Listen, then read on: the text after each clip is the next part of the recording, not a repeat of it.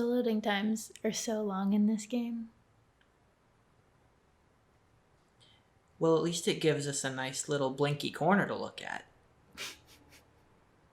I think that makes all Hey, we're back. Yeah. We weren't officially back until the load time was done. Yeah. I made new clothes for me and Varric, because that's the only schematic I have right now.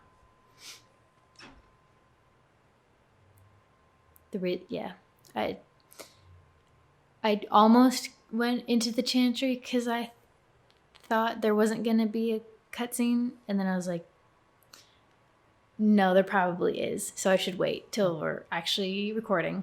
But I like cutscenes. And cut faces. I've already forgotten just how very red we made her red stuff. Oh, yeah. We will find out. Ooh. Cassandra! Sometimes the animation for mouths moving just starts clipping really fast. Yeah. Remind me again, this is a remaster, right? No. No? This is what the game is. It came out in 2015 or 2014, something like that. It sounds like fun. It's weird to me that 2015 is actually kind of a long time ago. Mm-hmm. I was 17 in 2015. Yep. 2015, I should think back fondly. I've actually come to think of it, because if I was 20, then I would have just started working for DC at that point. So like, God, there she is. I think that's the most sobering temporal thing for me there, because it doesn't feel like I've been doing that long. I see. Yeah. Jeez. This is essentially the meet everyone cutscene. So you have Cassandra, who is the right hand of the divine, of the Pope. You have Liliana, who's our spy master and was the left hand of the divine.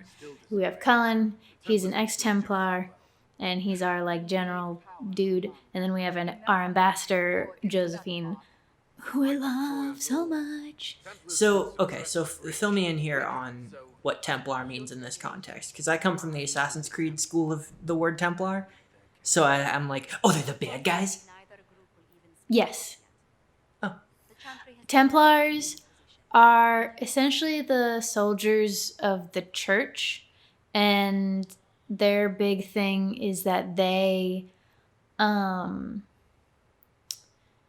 like essentially run all of the mage circles, and mages and Templars don't like each other because there's a lot of abuse of mages in the mage circles, and Templars are like, you're susceptible to demons, which means you will almost always get possessed, so we're gonna be mean to you. But who isn't susceptible to demons? They're demons. They suscept people. But the whole idea is that mages, because they have magic and they're more connected to the Fade where demons come from, they're more susceptible. All I can think is when the McElroys successfully called the Knights Templar. Just by Googling. But yeah. I don't like Templars at all. Because mage rights are mage fights, which is the whole point of Dragon Age 2. And one of the problems that are happening right now in this stage of the game. And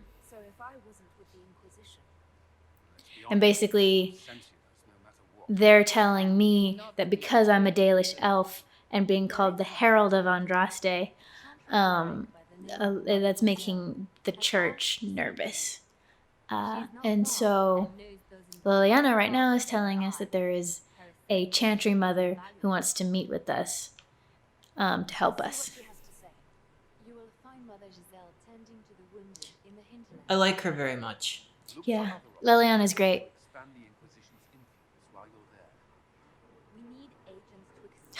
Josephine's eye makeup is so beautiful.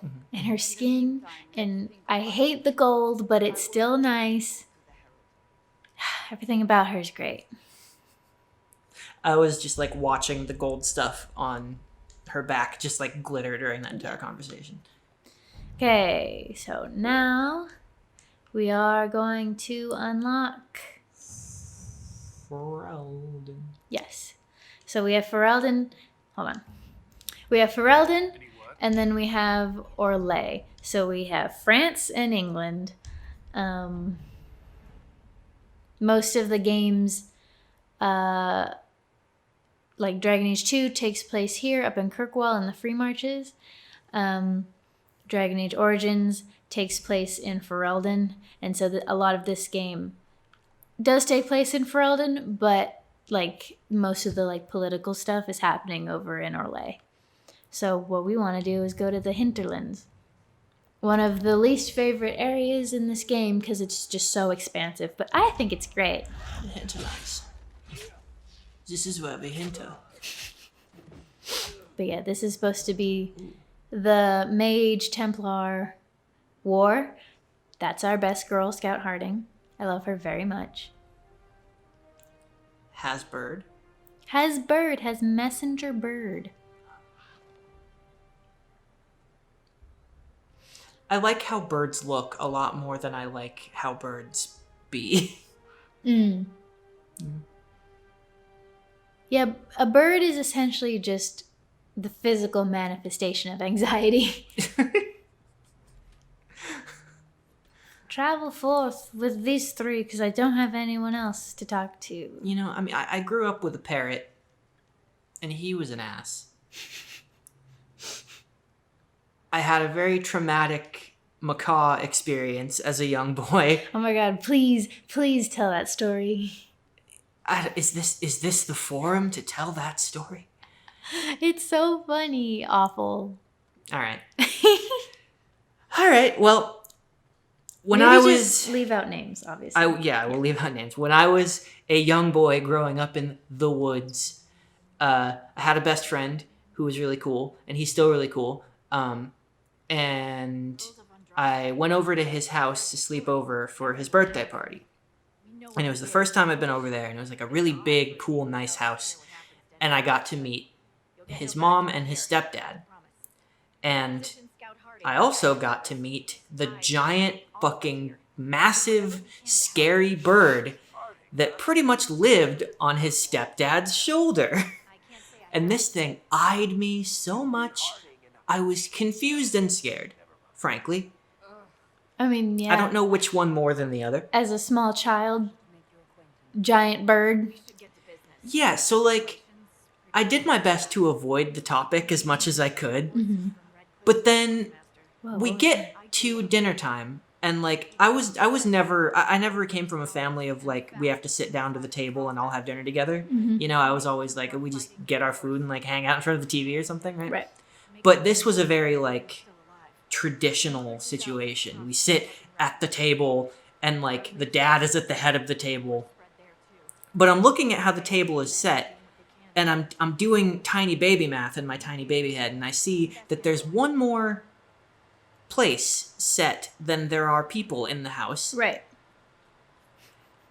Then I see my friend's mom bring like a little stack of books and put on the chair. And like that was strike two, and I was like, please don't tell me that this is what's happening. And then we get to dinner, and the fucking bird has a seat at the table and gets its own plate of human food. It's so funny, awful. It's the worst thing I've ever heard. Now, I hope that my brain didn't just fill in that detail, because I was a small boy, and as the years have passed, I may have become more of an unreliable narrator here, and maybe there wasn't a plate for the bird with human food on it. But there was a place at the table for the bird, and it did have food of some kind. And it's just sitting there, and I swear that it's staring at me, and I'm just so afraid. But again, still avoiding the topic as the very like traditional situation continues to happen around us. And the stepdad is just sort of directing the conversation. So what do you want to do with your life, 7-year-old boy? Like, you know. Wow. And so I try to get over that event. And then later on, in the nighttime, I get up to go to the bathroom. And I crack open the bedroom door and I look out into the darkened hallway. And I see the shadow of this goddamned bird in the opposite side of the hall, just staring me down. And it cocks its head, and I'm like, okay, I gotta pee. And I can't get around this, man. Like, my bladder is dictating I have this to face situation. this. Yeah. I'm a baby, and my baby body wants to urinate. So I step out into the hallway, and it fucking tears ass toward me, clamps onto my ankle, and I just start running down the hall with this bird attached to my ankle. No serious harm was done. But suffice to say, I've never really liked birds since. Yeah, that'll do it. I mean, just the mental image of, in a darkened hallway, a giant ass, especially compared to your small 7-year-old boy size, just staring at you. It was a huge bird. And like, in my head, when I think about it, like, the bird's eyes like start glowing red, and like it starts like vibrating and shit before it runs. It does the horror movie thing where Yeah. it like clips forward. Yeah, where it like jitters. That's what it felt like. But yeah. So now I'm killing mages and Templars. Because they're like fucking up this town.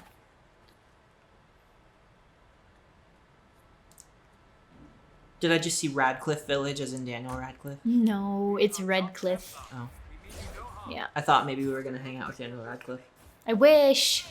He just keeps doing very strange, interesting projects, and I haven't seen any of them. But every time I see that he's in something, it's always like, oh, he's got horns? Sick. Or it's like, oh, he's got guns stapled to his hands? Like, it's always something like that lately. Or what was that? Was that Equus thing? Was that him? Equus thing. The thing where he's like naked with horses? I'm What? probably drastically oversimplifying this. But it was like a stage play or something where he was naked with horses. I Pretty sure that was him. I have no idea. That And like sounds- nothing but respect to Daniel that Radcliffe. sounds I enjoy his awesome. acting quite a lot, and he seems like a lovely man. Yeah, he But seems his really choices, chill. yeah. But his choices of roles are just so funny to me. Like, He said, all I over the had to place. do something for most of my life, and I was tied to it. So no more. I will do whatever I want. Oh, man. That's true. I mean, can you imagine what that must have been like to like grow up in a role and spend your entire childhood into your adult life just being completely dominated by that? I mean, that's... Yeah. I'm not saying we shouldn't have child actors. I just think that we should have better protections for child actors, because a lot of them get messed up. And it's not good. Not that he's messed up. He seems great. Again, Well, I mean, I don't know the guy, but... that's true. We don't.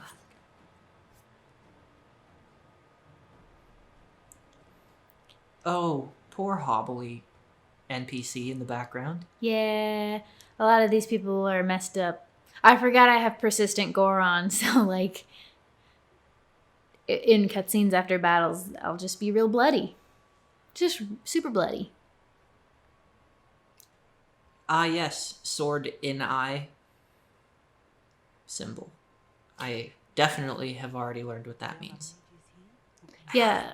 I love how I made the same armor for myself and for Varric. And I love that for Varric, it's just like freaking sun's out, guns out.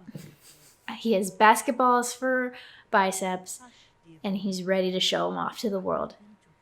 Blah, blah, blah. She's supposed to be really like nice or whatever. I like her big hat. They're silly hats.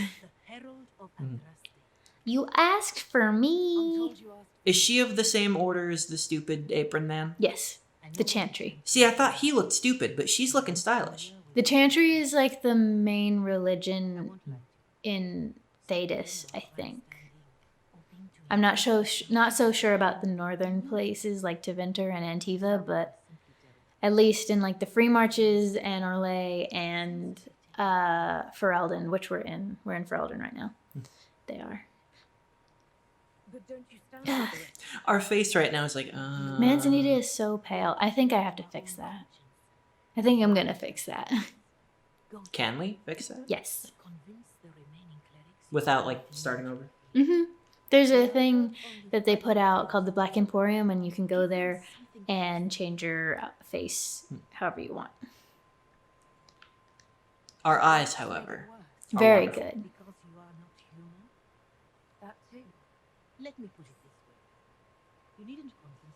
This world, hella racist. First I'm thing you getting gotta that. know.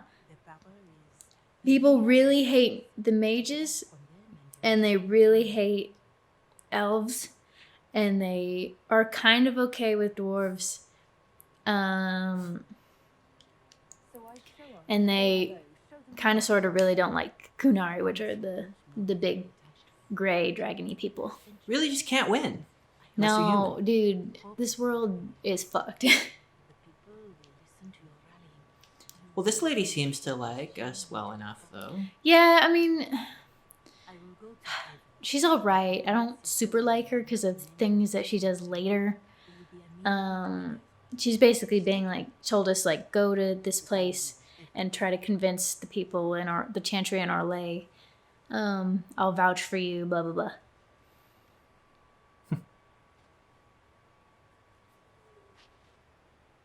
Oh, did you just nudge me, Solus? Okay. So one... Strike 12. Soulless. Fucking Solus. Why does it say... Wait, what? First strike looks like Voldemort egg. Second strike, everything else he ever does and says. When did they get another point?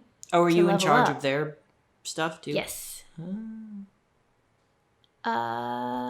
This one. And then Solus, you can have... Nothing. You can just lose. This one. All right. Yeah. Okay. Guess you gotta throw him some kind of bone.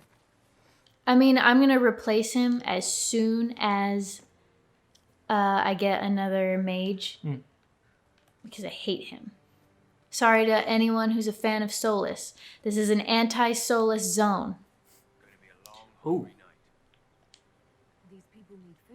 Yeah, I really fuck with a lot of this Ferelden fashion. Yeah, this feels very Star Wars.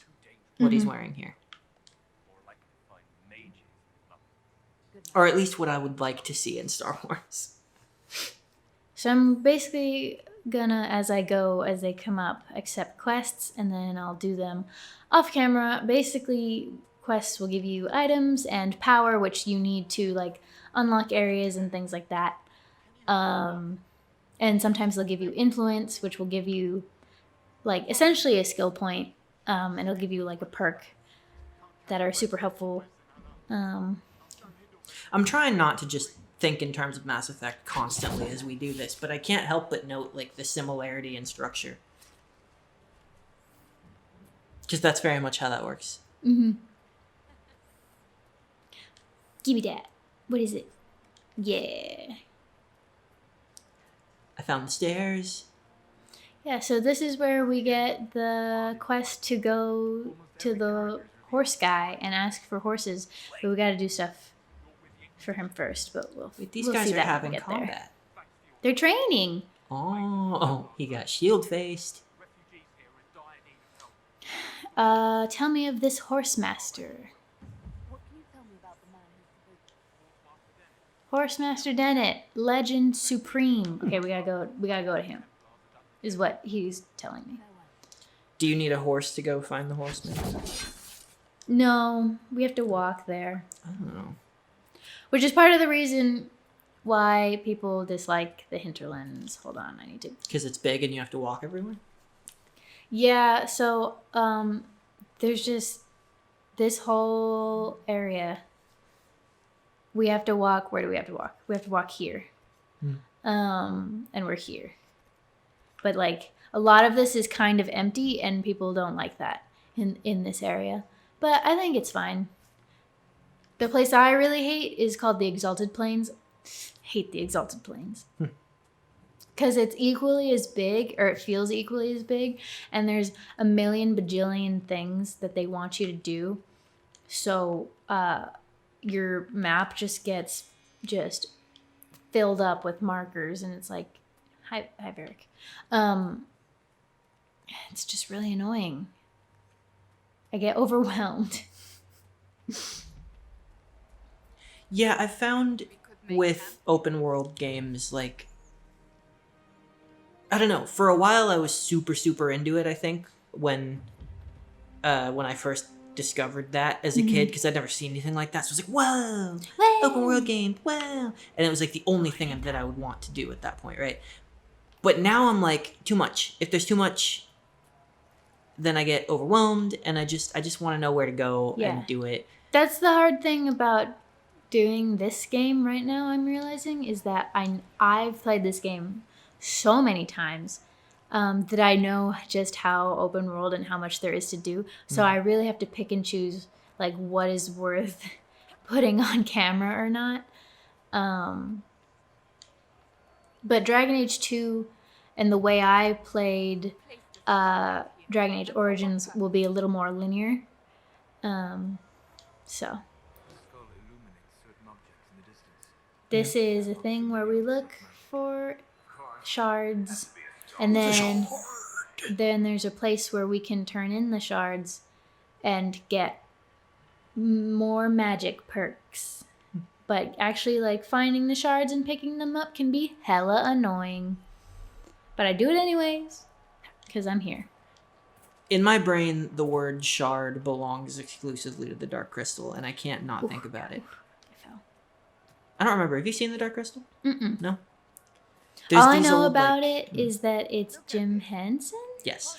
And your sister loves it. Yeah, that is true. My sister is the... She runs the... Well, she doesn't run it. She's a host. That's what it is. I couldn't remember what the word host was. My sister is the host of the official Dark Crystal podcast. So if you like Dark Crystal, go listen to it. What is it called? Is it just called the official Dark Crystal podcast? This is where I'm a bad brother because I don't remember the name of it. You know what? I'm going to stop. But it's like the one, so it's not hard to find. Oops. But yeah, like the thing with Dark Crystal is that there's a Dark Crystal. And there's like shards, I guess, that are broken off. Or there's one shard. There's one specific shard, and they're trying to get it. But there's these old mage guys, and they're like, "Oh, we talk like this." But throughout the entire movie, they're going, "The shard." Ooh. Very memeable. I mean, look at him. BioWare is freaking cowards for not letting us romance him.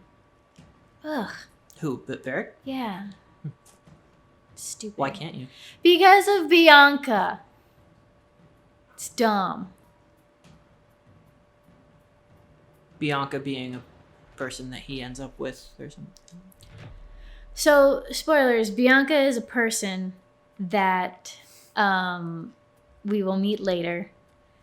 But they're like he's in love with her still, and she's still also kind of into him, but they're not allowed to like be near each other for some reason.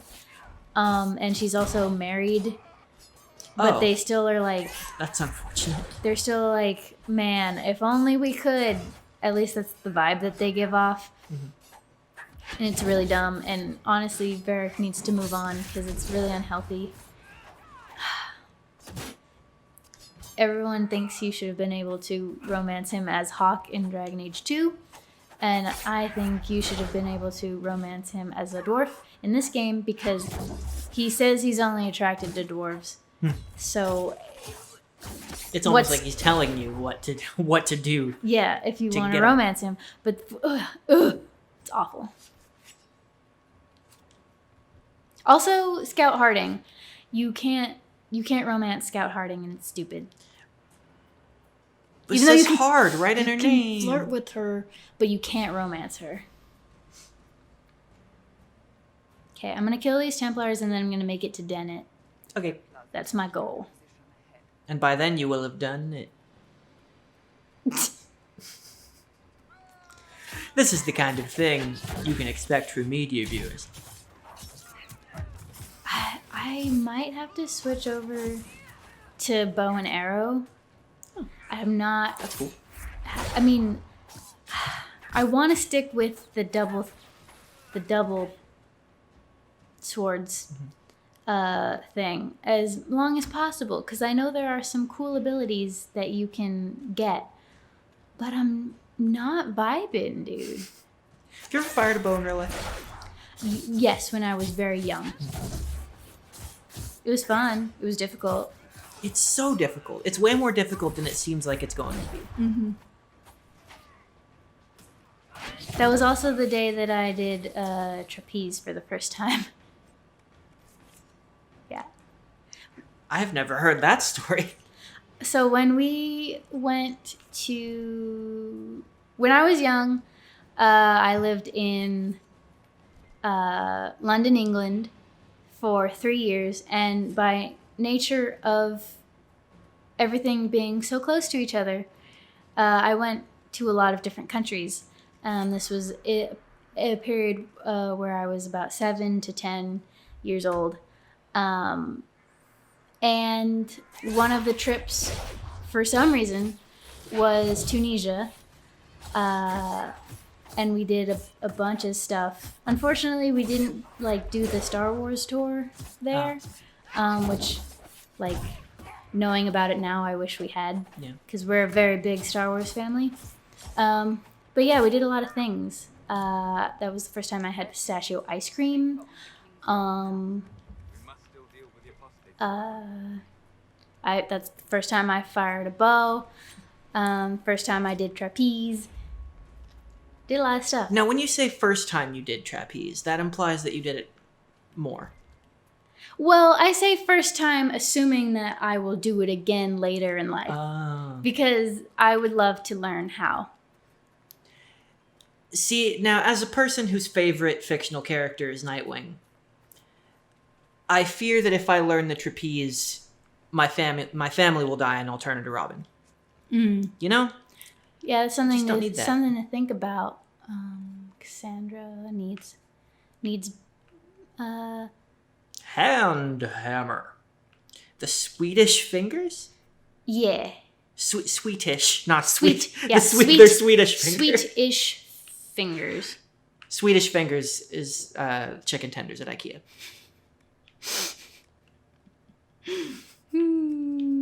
Stupid. It's stupid because the chicken tenders at IKEA are not that good. Okay. Unpopular opinion. None of the food at IKEA is very good. Oh, I can't come with you on that journey. I love IKEA meatballs and most of the IKEA desserts that I've tried. But specifically the meatballs, they're so good. They pop right into your mouth. Right into my mouth. And the gravy is so flavorful. Okay. Solus doesn't get anything because I hate him. Mm-hmm, mm-hmm, mm-hmm. Honestly, we'll probably have Dorian in our party because I don't like Vivienne. Do you ever get, what, is Liliana the Purple Hood lady? No, she's not a companion in this game. Unfortunate. It is unfortunate because she's the best. I really like her. She's way different in the first game too, incredibly different. Ways to my heart. Be purple. Mm-hmm. Look cool. Be purple, look cool. Be very obviously able to kill you. Yeah. Mm-hmm. It's a big one.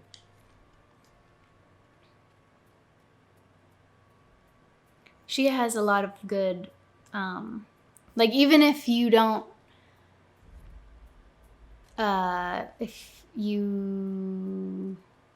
what am I trying to say? Oh, all the characters in this game have, I think, engaging. Where's this river camp?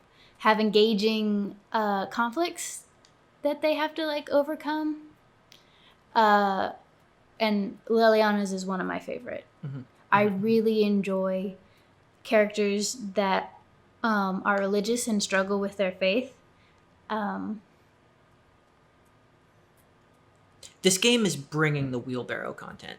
Yeah, they're like, you know what this game needs? 80 million wagons. Now, if I found a wheelbarrow, that'd be something. That's my absolute favorite line from The Princess Bride. It's the most underrated, funny line. Nobody ever quotes that line specifically, but it just comes so out of left field. Like, what I wouldn't give for a Holocaust cloak. This must be Master Dennett. Gotta talk to him. Ding. Okay, so this little orange wave is like pointing me to a hidden item. Oh. Yep. Oh, hi, Dennett. Okay. Usually orange waves just point me to a creamsicle. Look at this king. I like his infinity scarf. So is Hollow Rider... I've never looked into this, if Hollow Rider is like a descriptor or a slur. I don't know if he just called me a slur. The elves, they're known for keeping these like deer-like animals called Hala and riding big ones. So I don't know if he just called me a slur or not. But it's cool. It's fine. Isn't that a thing in the Hobbit movie, like the third one? The leader of the elves, he rides on like a big moose. Yes. I think it's technically an elk. It's funnier if it's a big moose. I agree to your terms. Well, it's good that he's glad to hear it. Mm-hmm. Powerful eyebrows on this man. Yeah. So, also, he's got so many fires lit, and it's in the middle of the day. Yeah. I mean, it's kind of cold. Yeah. All right. Well, what about the ones on the outside of the house, though? That's a great question. I heard what my man said. If you want our horses, then we need our farmers back. His wife is also really cool. I like her a lot. Something about them. I love them. Tell me about these woofs. How are these wolves? These people, they're possessed with something like Goodbye. I've lost too many men. Did you know that when written out, wolf in Russian looks like the word bonky? I enjoy that very much. At least to the eyes of a small child seeing it for the first time and having no context for what the Russian language looks like on paper. So the first time I saw that in a cartoon, I was like, bonky? I wonder how you actually say it. Wolf.